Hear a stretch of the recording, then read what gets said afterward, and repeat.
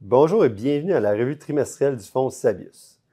Le troisième trimestre a été le meilleur trimestre enregistré depuis la création de notre fonds. Pour commenter la performance, je suis accompagné de Jean-Michel Michaud, qui gère le fonds au quotidien. Donc, salut Jean-Michel. Bonjour. Commençons directement avec la performance, qui a été, soit dit en passant, excellente.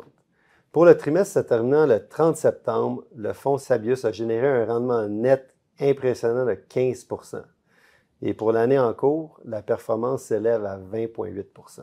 Pour mettre les chiffres en perspective, notre indice de référence, lui, a progressé de 5,5 % pour le trimestre et de 9,8 % depuis le début de l'année. Donc, on est en large surperformance. Jean-Michel, comment est-ce qu'on explique cet écart en relatif aux indices, mais surtout dans un marché qu'on considère très concentré et en technologie et autour des Magnificent Seven? Donc, C'est une excellente question, JP. En tant que gestionnaire actif, notre but, c'est pas de suivre l'indice. C'est de faire des choix délibérés pour générer des rendements supérieurs. En effet, on est sous-pondéré dans les Magnificent Seven. Donc, notre surperformance, ça vient pas de là. C'est plutôt par la capacité d'identifier des titres très porteurs en dehors de ces groupes populaires-là. Par exemple, si je te donne un exemple concret, les 3 titres les plus performants durant le trimestre, c'était Primoris Services qui a fait plus de 80 Centrus Energy avec 73 Fluence Energy avec 64 Tous ces titres-là, c'est des petites capitalisations qui ne sont pas couvertes par Wall Street. Donc, c'est notre approche sélective qui explique cette grande surperformance-là. En effet, il y a 80 de nos gains ce trimestre qui provient de notre sélection de titres en action. Justement, parlons de ces titres-là. Quel a été le thème d'investissement majeur qui a guidé nos choix durant le trimestre? Même si ce n'est pas le seul thème d'investissement de notre portefeuille, le thème le plus important, c'est sans conteste l'intelligence artificielle. Nous sommes dans ce qu'on appelle la période de construction de l'infrastructure. Donc, pour citer une étude récente de Gartner, les entreprises dépensent maintenant le stade de l'expérimentation pour passer à l'implémentation. Donc, les dépenses en IA devraient dépasser 3 300 milliards de dollars d'ici 2029. Cette demande continue alimente les investissements massifs dans toute l'infrastructure. C'est dans ce contexte qu'on a identifié 3 goulots d'étranglement techniques principales et on pense que ceux-ci vont représenter des opportunités majeures. La première d'entre elles, c'est l'alimentation électrique. Donc, les sociétés comme Schneider Electric, Siemens vont bénéficier grandement de ce thème-là. Ensuite, il y a la mémoire à large bande passante, HBM, donc qui est dominée principalement par 2 acteurs, SK hynix et Micron. En fait, il y a tout le réseau, la connectivité, où est-ce que Marvell est un leader. Au-dessus de tout ça, de cet écosystème-là, il y a Taiwan Semiconductor, qui est le fabricant quasi monopolistique des puces les plus avancées au monde. Et c'est notre position la plus importante dans le portefeuille. Il y a d'autres thèmes qu'on a bénéficié aussi, des thèmes liés à l'administration américaine, entre autres. Le rapatriement d'une partie de la chaîne de production aux États-Unis. Il y a aussi la volonté d'être moins dépendant de l'étranger pour des matériaux critiques. Il y a aussi une attitude moins réglementaire qui a été favorable à des banques d'investissement comme Goldman Sachs qu'on détient en portefeuille.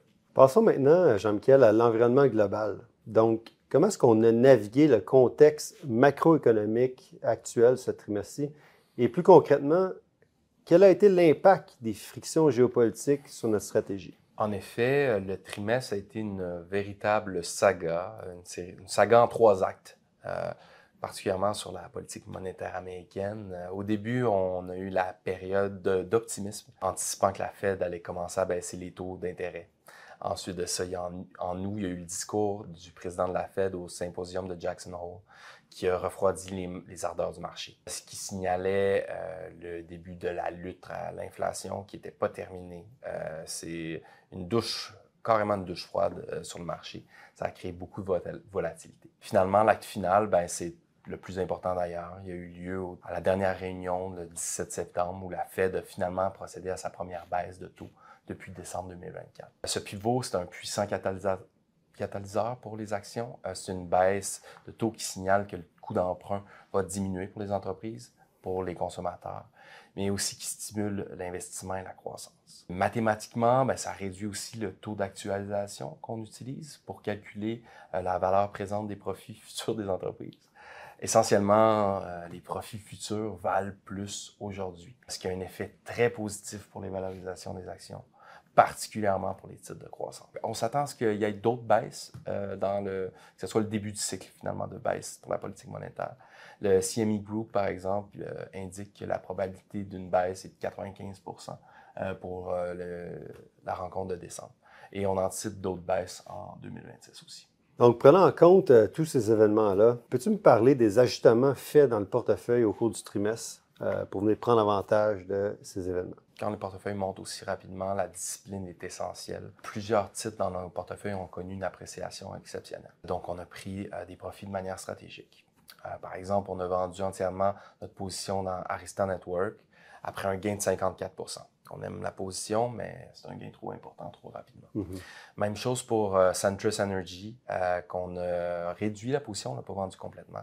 Mais après une performance spectaculaire de 192% depuis l'achat, il a fallu prendre un peu de profit ici. Cette décision-là de cristalliser des gains de manière importante, bien, ça augmente le niveau de liquidité dans le fonds. Le fonds se retrouve maintenant avec 11% de liquidité. Puis c'est très stratégique, dans le fond. Comme on le sait, le marché ne monte pas toujours en ligne droite. Ça nous donne une flexibilité et ça nous donne une belle position pour redéployer ce capital-là et saisir des opportunités d'achat. Si les piliers devenaient de plus attractifs ou s'il y avait une correction ou voire même une consolidation dans les prochains trimestres. Super. Donc, maintenant, une partie importante de notre stratégie du fonds Sabius repose sur des placements alternatifs ou, en guillemets, là, privés via des mandats institutionnels. Donc, peux-tu nous faire un petit résumé de ce qui s'est passé du côté du portefeuille pour le trimestre qui vient de finir? C'est en effet un point important. Notre allocation en placement alternatif est restée stable dans le trimestre. C'est un peu surprenant parce qu'on a eu plusieurs appels de capitaux, mais les appels de capitaux n'ont pas été suffisants pour compenser pour la belle performance des actions.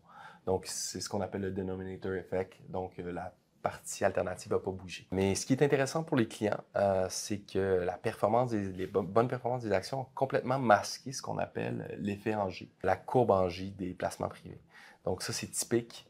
Durant les premières années des placements privés, l'année 1, 2, 3 même, 4, les performances sont négatives en placement privé. Mais éventuellement, les performances deviennent importantes. Puis là, ici, on a passé la période de J.